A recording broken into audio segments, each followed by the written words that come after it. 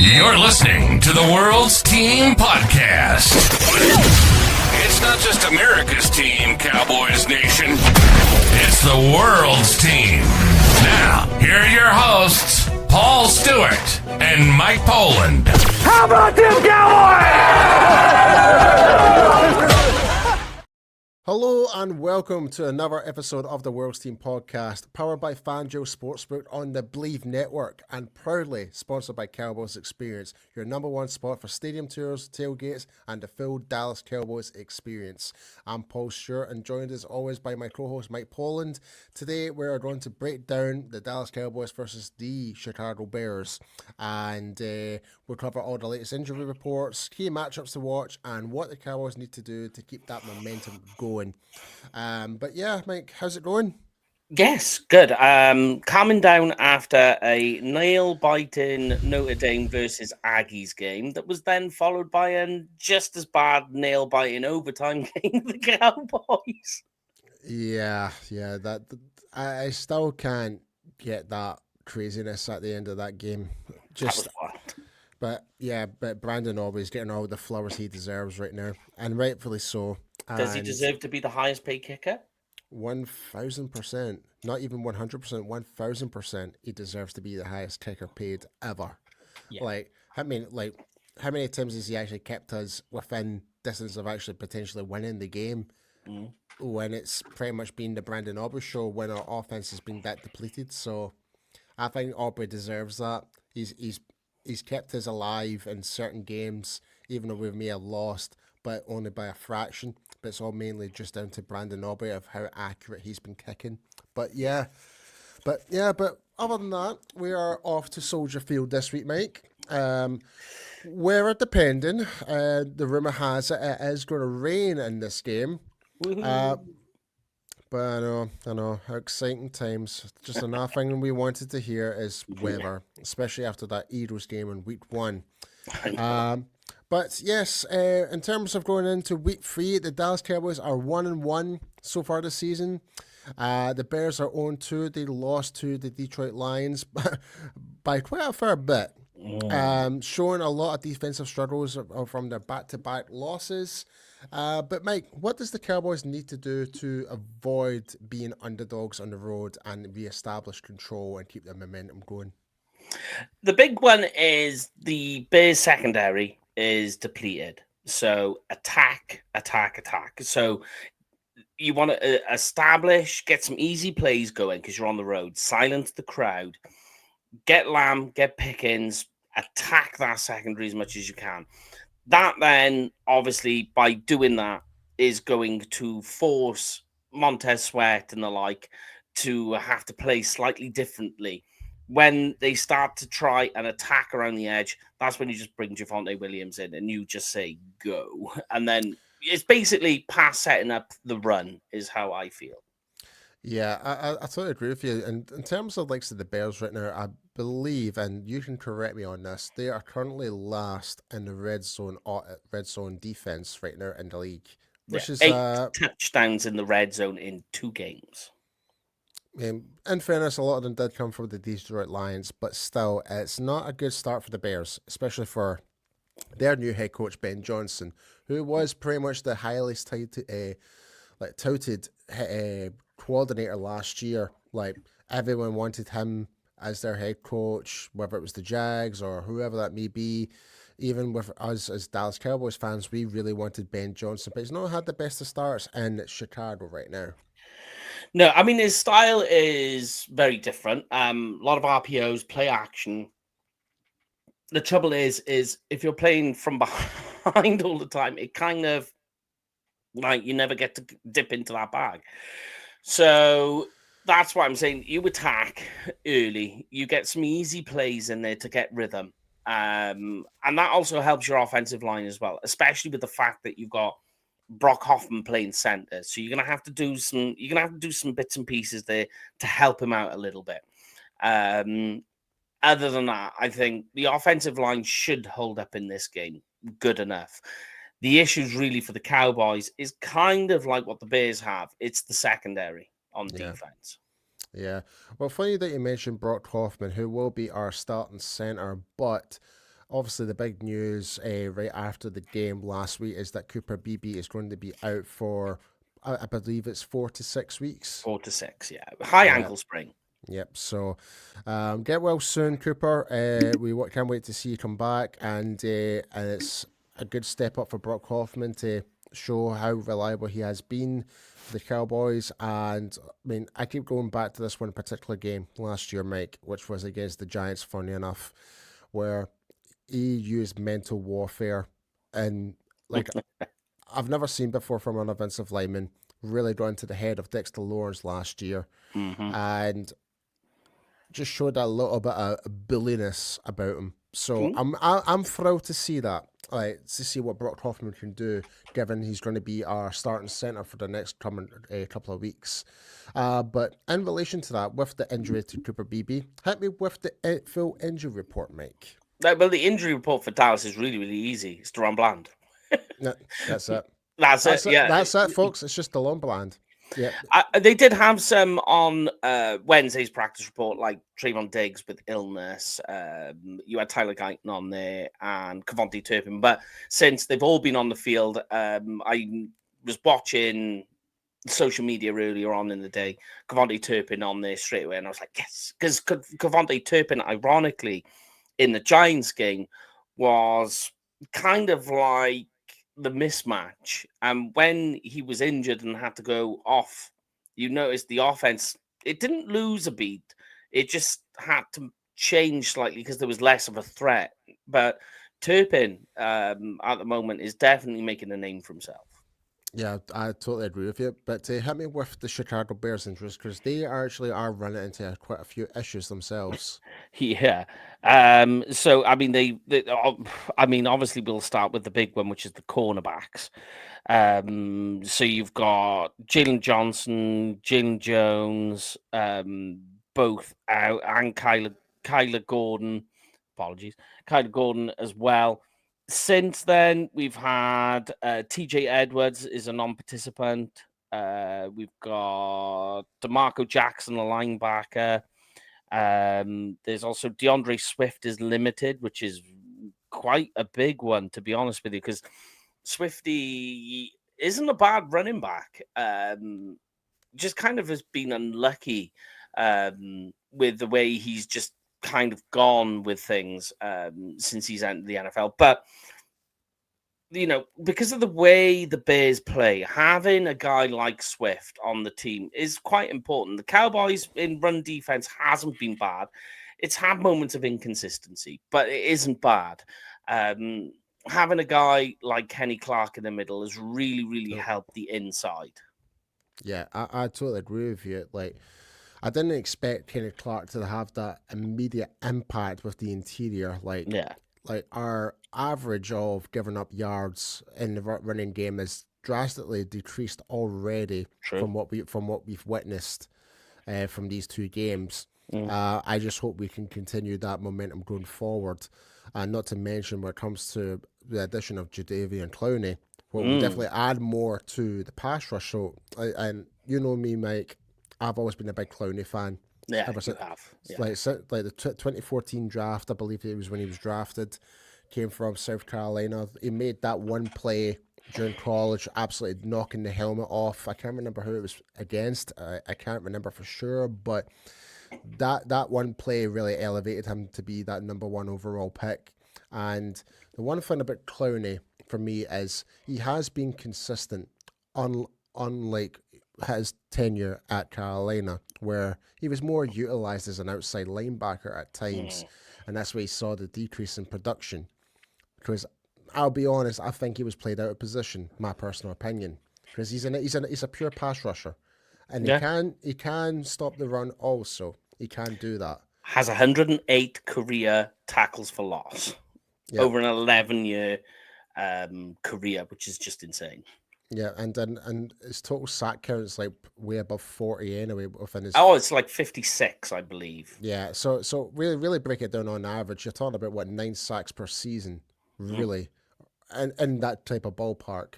But yeah, to have someone like that and kind of help tutor the likes of Donovan Izaraku, Sam Williams, who, like me personally, I think he has kind of evolved a little bit, even though he's not getting the stats to say that he's making these tackles for losses, but he is creating these pressures on quarterbacks right now.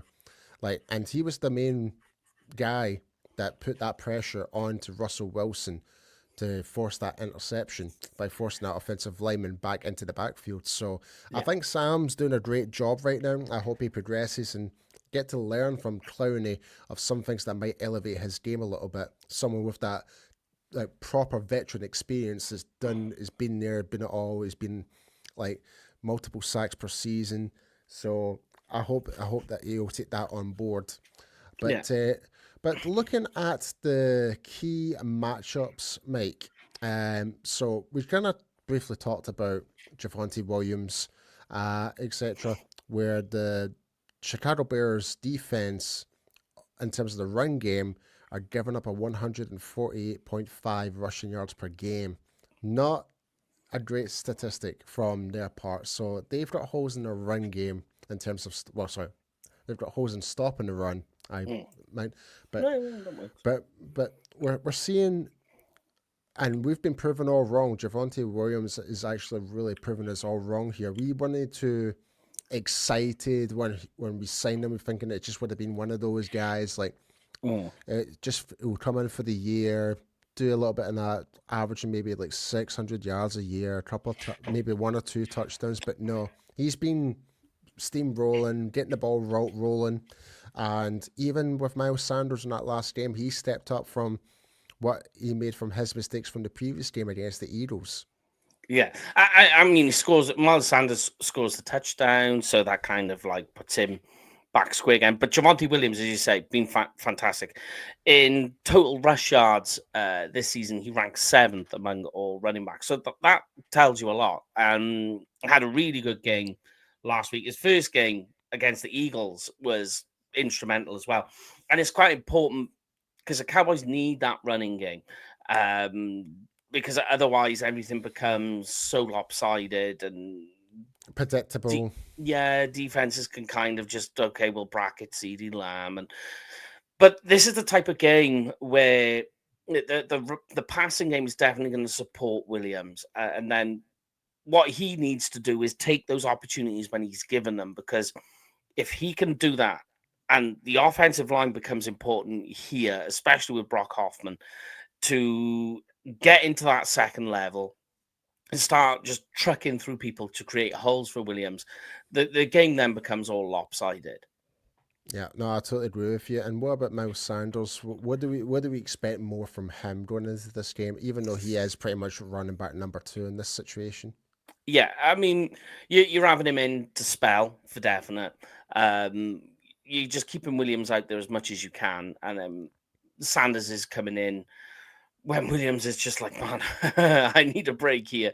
And that's exactly how he was used last week. So, yeah, I mean, what you're hoping for with Sanders is, I mean, like, the concern is the speed. The speed, once he's away and he's got green grass ahead of him, he seems a tad slow, or slower than what he used to be. But what you're hoping for is that he can continue the momentum that Williams lays out for him, and obviously not to make silly mistakes like putting the ball on the ground. Yeah. Moving on from the running game, looking at the passing game. So the Dallas wide receiver corps versus the Bears depleted secondary, as you can mention in the injury report. So CeeDee Lamb, George Pickens, Turpin, Jake Ferguson. Yeah. Is this a game where we can really exploit this secondary with all the injuries that they've got right now? Definitely, yeah. I mean, like, they're absolutely leaking and bleeding in that secondary, much like the Cowboys, but for them it's even worse. They're missing multiple pieces in the secondary. So you're looking to just get Lamb to take as much out of it as you can, leaving the rest of the guys to absorb the rest of the targets and make the most of that. Once they've got it, once they get that ball, and they get open, Dak loves to, throw when his guys is open. This is the type of game where you should see that. I believe that Dallas, I think they rank 3rd, I believe, in receptions. and the Bears defense are averaging 9.9 yards per reception, which ranks last. Yeah, so in terms of that, yeah, it seems very favorable for the Cowboys. In terms of, like I said, the other side of the ball when it comes to our defense, with the addition of Javonte and Clowney, as we already kind of mentioned, do you think this will actually bring more of that threat to really put the pressure on, like, say, Caleb Williams? Like, do we really feel like that with Clowney now and there, we can actually now have that proper pass rusher influence for the rest of the defensive line, just kind of like what Kenny Clark did with the run game? Yeah, you're hoping that's what it'll get to. I think you got to think he's only just got in the building. He's not even going to know where the changing rooms, where things are. So it's going to take time. So I think this game, you got to think Clowney has good. He's got good reach. He's got good length to him. And that's just what he's good at. So what you're hoping for is that you're going to see Fowler and Williams Nealand on early downs. Once you get to third down, then you can start putting Izaraku in there for his speed, but sprinkle a bit of Houston in there, and you'll put Clowney on then just to try and see if what you've got to play with. Third down, I think, in this particular game is where it's at, and especially you think he's got the veteran experience as well of saying to himself, right, we've got Caleb Williams. He's mobile. He likes to move around quite a lot, likes to scramble to extend those plays, play out of structure. Clowney's the type of guy who's just stay in your rush lane, stay on your line. Don't let him just escape and rush out. On third down, where it's really important, you don't want those plays to happen. Clowney's ideal in that situation because he's got the longer reach too. If he is if Williams tries to sort of bucket out onto the outside, Clowney's going to be there. He's going to be able to get to him quick and soon enough. So that's the sort of place where I think you'll see Clowney this week. Yeah, it really depends if Clowney is on the strong side or the weak side of where the offense is kind of lined up and how Williams kind of bootlegs out. It really depends on how he escapes the pocket. But that's one thing that I really want to talk about, mate. Not just the issue that we've got right now. I feel like is we still have the same issue when it comes to these mobile quarterbacks, is we're missing that spy in some regard. And we've talked about this on our other show on the UK Cowboys fans podcast, kind of talking about our linebackers, etc., where when the quarterback tends to kind of roll out and run with the ball, there seems to be no one there because we're so fixated in terms of putting the pressure on and collapsing that pocket, but it leaves no one there to kind of read what's happening between the lines and reading what the quarterback's doing. So is there any concerns at all going forward? It's missing overshown. Simple as. That's what it's missing. Leofo is fine. People keep saying you could use him. He's fine in that regard. The issue is it's the cerebral side of it all. Second year, playing a quarterback spy, you really got to read those landmarks on what them, because you don't want to commit too early and leave a massive gap in there. But you also don't want to delay it because then you're just taking yourself out of the game. So it's all about timing and being cerebral. So I think maybe perhaps that's why we're seeing Leofau kind of not quite there, because you're seeing a similar thing with Jaden Blue. People keep saying play Jaden Blue, Well, why aren't we playing Jaden Blue? The reason is playbook, the mental aspect of it all. He's just not quite there yet, and I think that's probably the similar thing that Eberflus is seeing in Leofau. Yeah, I mean, and that's the thing I'm kind of quite surprised with, because to my understanding, Leofau is one of those guys. I'm not comparing him to Sean Lee, but there's characteristics of what Leofau does, what Sean Lee did. In terms of Sean Lee was not the most athletic linebacker out there, but he was always at the right place at the right time. Leofau kind of reminds me of that, and he likes to really understand game film and kind of improve from that. You would like to think that would be something that Elbafus would actually really appreciate.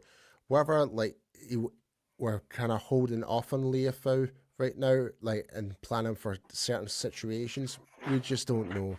I I would love to see Leifert get more opportunity, but then again, if that's the way we're going to go forward with like of Sanborn, which let's be brutally honest, he didn't have a great game against the Giants. It was quite he kind of got exposed, especially during the seams. Yeah, I agree. The issue is they're trying to play a guy who's not built to cover the seam. You know, he's this Mike linebacker in the middle who's designed to defend the run, and you're asking him to drop into coverage. And when you've got issues in the secondary, you know, you're missing pieces. All right, Kyle Elam, he is what he is. Trayvon Diggs is looking like he's coming along, but that's really about it. You've got issues with Donovan Wilson playing as a cover high safety, which is not where he needs to be. And then you're asking Jack Sanborn to cover the seam and drop back. And it just the, the issues of the three things combined just don't make sense. And then that makes Jack Sanborn look worse than what he actually is. Yeah, I mean, and like I said, like I think Sanborn's a great linebacker when it Yeah, comes to he's fine. stopping the He's run, absolutely fine. Yeah. but when you're trying to make him to do something that I wouldn't say he's not familiar with it. I think it's just not his best attribute. That's probably the nicest way of putting it. Yeah. And to that point, do you think this is something where, and you already kind of mentioned like a Donovan Wilson there, is this something for like a Caleb Williams can actually exploit during this game? So in terms of the linebacker position, he can, but that depends on whether he can. It depends on the Cowboys' defensive line. If they've got to play it smart and play it patient. If they overrush or they are bringing too much heat, Caleb Williams will make you pay and then he'll run. With the linebacker situation that it's in, that's the sort of place where Caleb can absolutely take it to the house. He can have a big game. So I think it's dependent on the defensive line, the front, to ensure that they do their job to help protect the linebackers. Yeah, like I think for me, like in terms of personnel that's on the field, and we kind of again we kind of talked to this on our other show, is like if we're just having like Donovan Wilson being that single safety, like in terms of zone coverage, I would be concerned that if we are having like that two safeties in the backfield, I would feel more comfortable about. Like given those kind of scenarios, I think there is depending on who's on the field and how we're lined up. I think Williams could potentially exploit that in some way or capacity, and that's what Yeah. I'm worried about. Yeah, I mean, you go too high, you're basically asking Caleb, or the Bears offense, you're daring them to run at you. The way that the Bears offensive line is, that left tackle position can definitely be exploited. You can attack there. There's issues over on the left, on the right, complete opposite. Mind, it's much better. The offensive line itself isn't actually it's bad on the left for definite, but it's made worse with what's going on there because of Caleb Williams trying to extend plays and play out of structure. So because that happens, offensive linemen aren't able to sustain blocks for as long as that he wants, and then you're just given opportunity, which is why the pressures and the sacks are coming. Yeah, totally. Well, with that being said, it's time to look at the FanDuel Sportsbook betting odds, and we'll see how the spread is working out. Has the injuries for the Bears affected the odds in any way, shape, or form? We'll find out right now. So as it is right now, the Dallas Cowboys are minus 1.5 on the spread. With the if you were to place a bet on, you're getting the odds of minus 104. In terms of the money line, the Dallas Cowboys are obviously favourites going into this at minus 116. In terms of the over and unders, it's set at 50.5 points, with the over being minus 110, same with the under. So either way, it's a 50-50 in terms of that. But I mean, what do you think, Mike? Like 50.5 points, does that seem about right about this game? Do you think the Cowboys could score that many points along with the Bears causing some dents as well? Yeah. That's not bad. It's not a bad idea. You wouldn't think Cowboys are definitely going to score more than 30 points. Mm. Also, with sports betting odds, we also see who are going to be the first time, touchdown scorers. So, in terms of the favourites to score touchdowns, it's Javonte Williams, then it's CeeDee Lamb, then it's DeAndre Swift, Rome Onadunze, then George Pickens. And it's repeated from anytime to first scorer and to even last scorer. So, but Javonte Williams dominates from all aspects of that field. Like, as in anytime, Javonte Williams is set at -125. And with a score on the first touchdown, which as seems to be, I'll be willing to put some money on that, is plus 550. Yeah. That's a good, to me, I mean, if I was a betting man, that's what I would do. Mm, Especially knowing that the red zone defense is not the best. And the Cowboys' offensive red zone, which is ironic from last year. Yeah, it's gone the other way. They actually rank third in red zone touchdowns. Yeah, and that kind of makes my point now. But yeah, there we go. There is your FanDuel sports betting odds there for the Dallas Cowboys versus the Chicago Bears. Okay, so in terms of the game, going back to the game now, what is the X factors for this game? Who are going to be the big difference makers? Is going to give the Cowboys a victory in Soldier Field and possibly one of the most hostile environments in the league? Yeah. The X factor on offense is going to be Dak. You've got to silence, you just mentioned it now, you've got to silence that crowd. You've got to make sure that your offensive line is listening. If you're going silent count and doing a hard count, make sure that everybody's clear and aware of what you're doing. Keep the penalties down. That's the big one. Do not open the door for penalties here. And we don't want a repeat of last week, even though it wasn't on us. It was mostly on the opposing team, which was the Giants. But still, we don't want to see any penalties. That's the big one. Penalties. On the defensive side is contain Caleb Williams, which really comes down to your edge rushers. Contain that. Get him in uncomfortable positions. And then all of a sudden, those out of structure plays that help them get first downs ends up becoming them marching backwards. All right. Do you think maybe potentially with the weather report, which is scheduled to rain during this game, will play a big, massive factor? And if so, it does. And if so, how would that affect the game? I mean, when we're just talking now about a weakened secondary for the Bears, you think that means shorter passes for your wide receivers. You're not looking at a real deep game, although it's very possible because a guy like Pickens does have good hands. You're more worried about on the opposite side with Lamb because he's had a lot of drops this season. Yeah, so far, yeah. But he has been working on that, like even after the Giants game, and he's been back at the Star. He's been working on his hands, etc. Like, well, in fact, no, sorry, that was actually the Eagles game. Sorry, I do apologize. Yeah, it was straight after the Eagles game. He went back and because he had 4 drops in that game. That's right. Yeah. But yes, Mike, on to the fun part of the show. Our final score prediction and bowl prediction. So hit me with it. What is your final score prediction for the Dallas Cowboys going all the way to Soldier Field to play against the Chicago Bears? Cowboys win this one 38-20.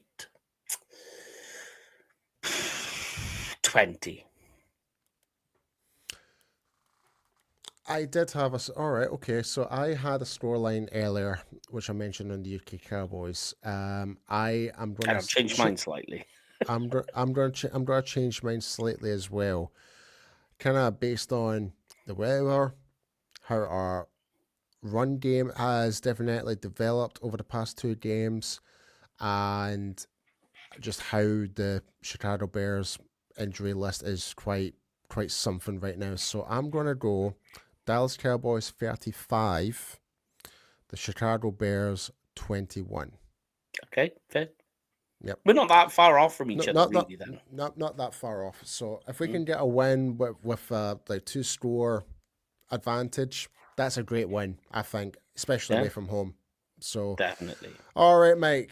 Your bold predictions for the game. You can give me one offense, you can give me one defense, you can even give me one in special teams, but hit me with it. All right. I'll give you this one. My bold prediction for this game, George Pickens over 100 yards and a touchdown. All right, okay. That's my offense one.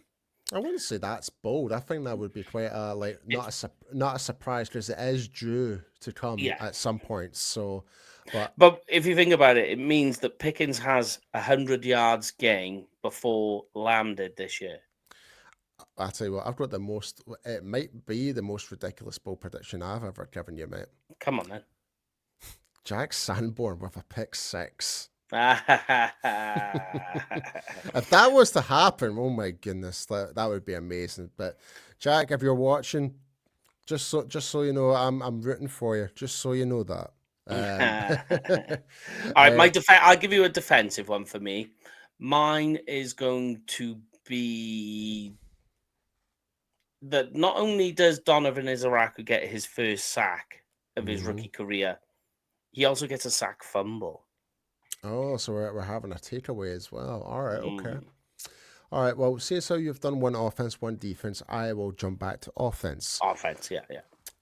I think this could be the red zone threat for Jake Ferguson to actually get his first touchdown in a long time. I think I think this, like, especially knowing, again, down to the Bears' injuries, I think this would be good, especially in the red zone. I think this would be a great way to get Ferguson back on the score sheet. So I am going for Jake Ferguson with his first touchdown and God knows how long. So there we go. I like it. All right. And there we have it, folks. We have our score predictions. We have our bold predictions. Let us know in the comments what you think how the Dallas Cowboys is going to do against the Chicago Bears playing this Sunday at Soldier Field. Be sure to hit that like button and to subscribe to the World's Team. You can find us here on YouTube, Spotify, and Apple Podcasts. And be sure to go and follow the Believe Network and follow all the amazing shows they cover all NFL 32 teams and all college football teams also. So be sure to go and check them out. But without further ado, Mike, please tell everyone where everyone can find you. You can find me on Twitter or X at Kenfig Cowboy. That's Kenfig with a K, Cowboy with a K, and you, Mr. P. You can find me at I am P Stu on X and Instagram.